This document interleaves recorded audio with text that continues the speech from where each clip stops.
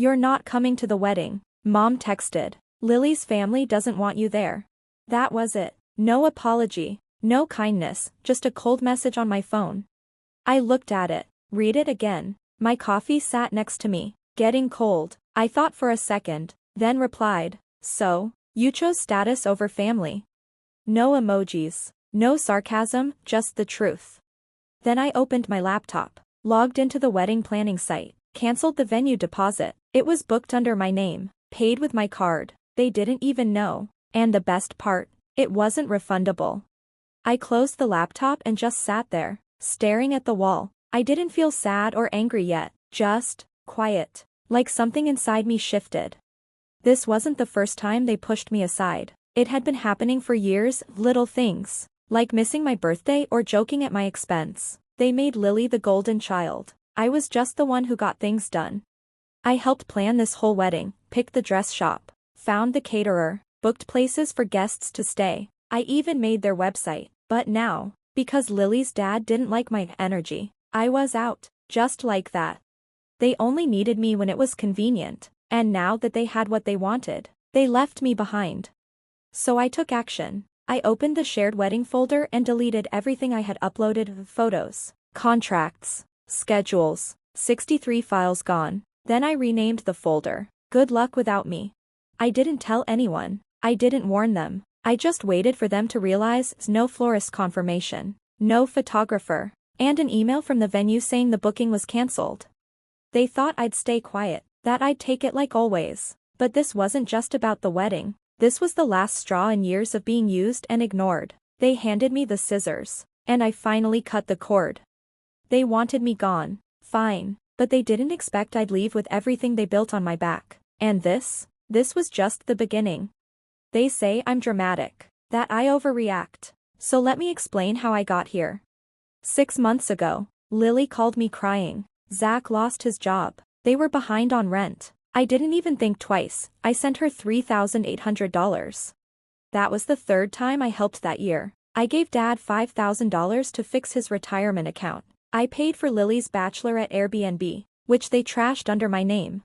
I kept proof, not because I wanted revenge, but because I needed to remind myself I wasn't imagining it. I was pouring money and time into a family that treated me like a backup plan.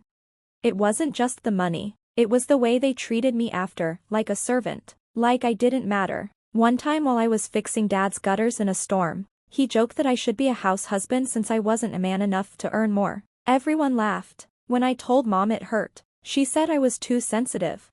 When Lily got engaged, I found out over FaceTime. My parents were in the background celebrating. They helped plan the whole thing. No one told me.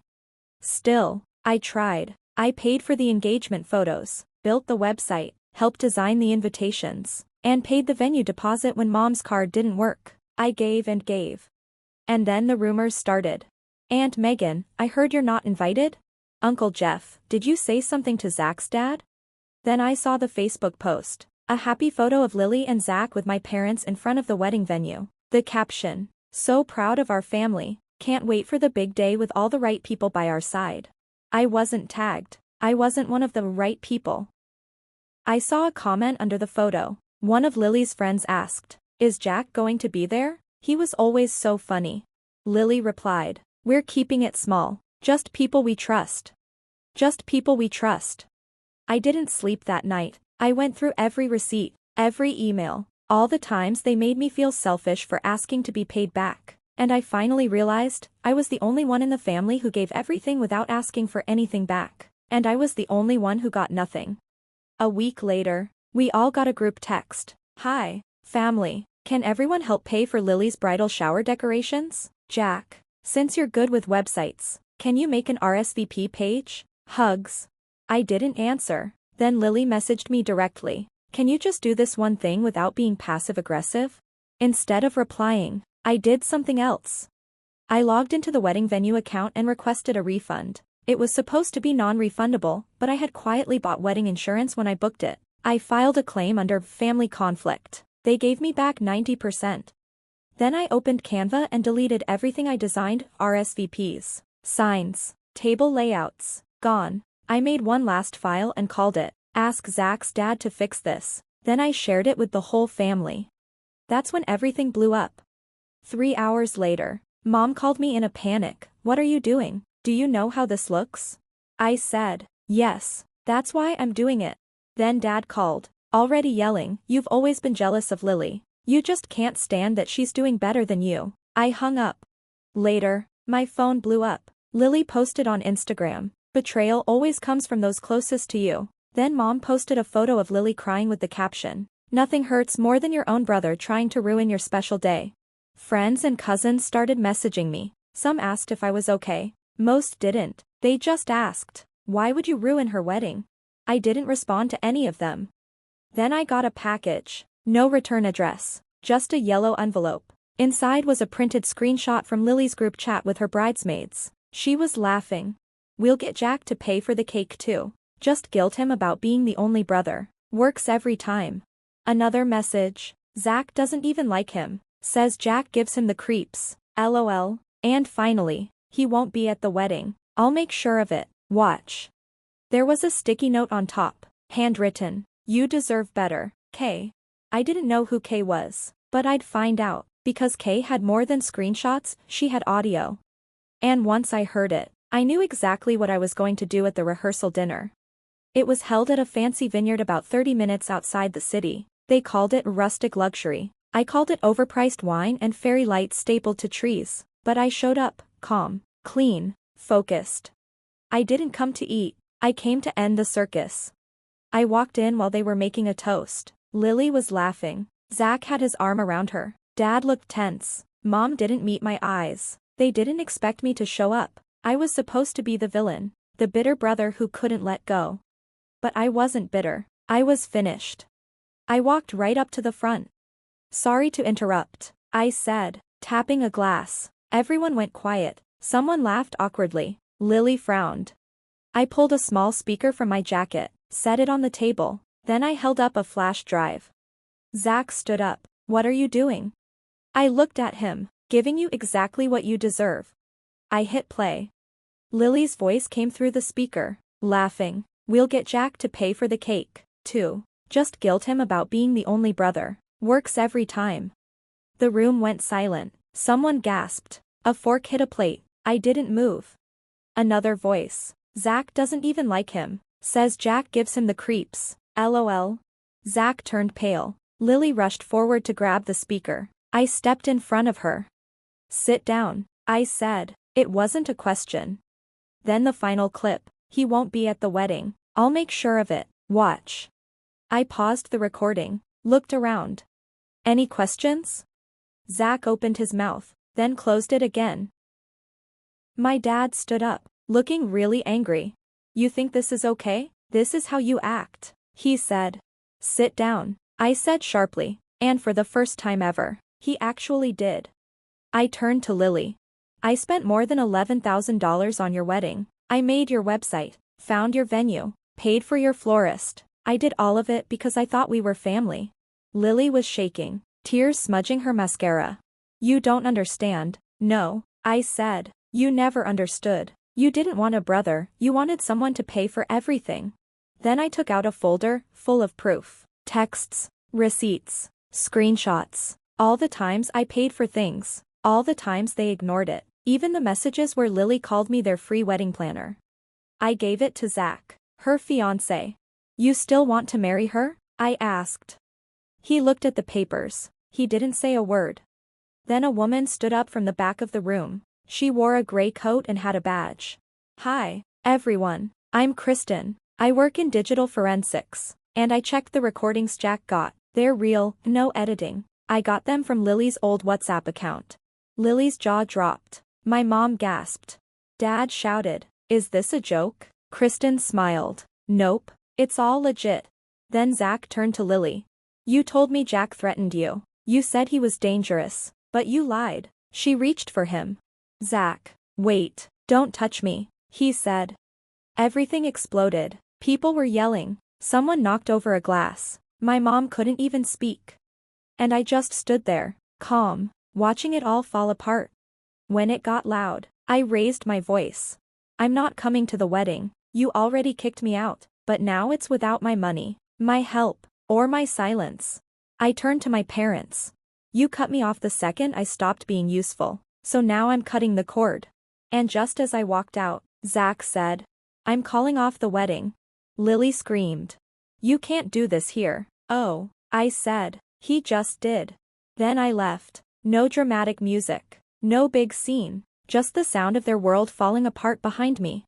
I didn't go home. I didn't even take the highway. I drove to a quiet place up north where no one knew me. A month earlier, I'd rented a tiny cottage in a small town. Barely 600 people lived there. One diner, one gas station. No one asked questions. That's why I picked it. I paid for 6 months up front. No address forwarding. No digital trail. Just peace and quiet. The first few days, I turned off my phone. Didn't check anything. Just drank coffee on the porch and listened to birds argue over trees. I didn't feel like I won. I felt free.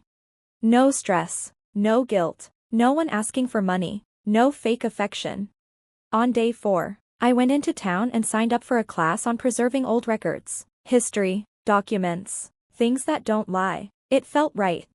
I helped out at the local museum, sorted old photos, fixed a broken machine. No one thanked me. I didn't care. It was finally mine. Then, a week later, the messages started. People emailing my backup account.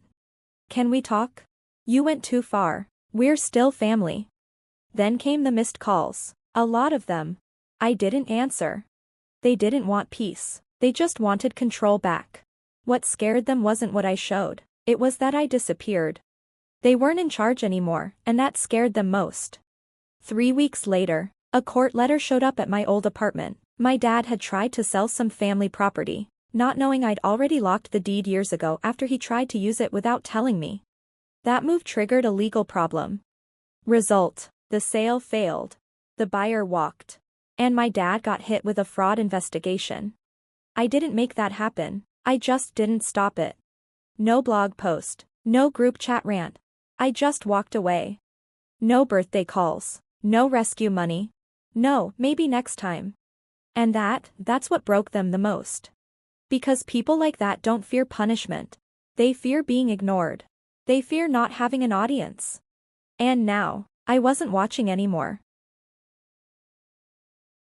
One morning, I went to the post office to pick up a small package I had ordered. While I was standing in line, the person behind me was on the phone. I overheard them say something like, I heard Lily's fiancé left right before the wedding, and then her brother just disappeared with all his money. I didn't turn around. I didn't say anything. I didn't explain. I just stayed quiet. No address. No phone. No way to reach me. They thought silence meant I was weak. But really, it was my choice. A calm, final goodbye without words. They can't guilt me anymore. They can't ask for help with bills. They can't pretend everything is okay just to get more out of me. Because now, there is no us, just them, and silence. You know what's strange? When you walk away from people who always leaned on you, they don't fall right away. They just freeze, like the world stopped and they don't know how to restart it. That's what happened after everything fell apart. Even after I left, they still thought I'd come back. Because I always did. But this time, I didn't. I changed my number, not just the SIM, new provider, new country code. No one could reach me. I shut down the bank account my dad used just in case. Sent all my mail to a private digital folder.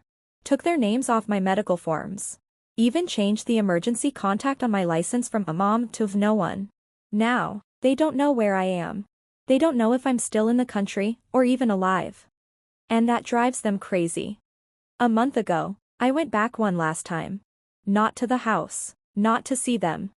I drove past the wedding venue, the one I canceled. It was empty now, for sale. A bouquet was lying in the dirt. It felt right. I rolled down the window. The air smelled like rain and something lost. Before I left, I stopped by the mailbox near the gate. I dropped in an envelope with no name on it. Inside was the last wedding bill I paid. On top, I stuck a post-it note, thanks for nothing. Sometimes, I log into my old email just to see what they've sent. One unread message said, please talk to us. I didn't open it. Another said, we don't know who you are anymore. That one made me smile. Because now, they're finally right. I'm not the guy who paid their bills late at night. I'm not the backup plan. Not the wedding planner. Not the one who always forgave and forgot. I'm someone else now. Living a new life. And they can't touch it. Last week, I got a new mailbox. It's strong, metal, with a lock. Once something goes in, it doesn't come back out. The installer asked what name I wanted on it. I said, no name, just a message. So now, on a small brass plate, it says, this box does not accept apologies. And the quiet I hear now? It's not loneliness. It's peace.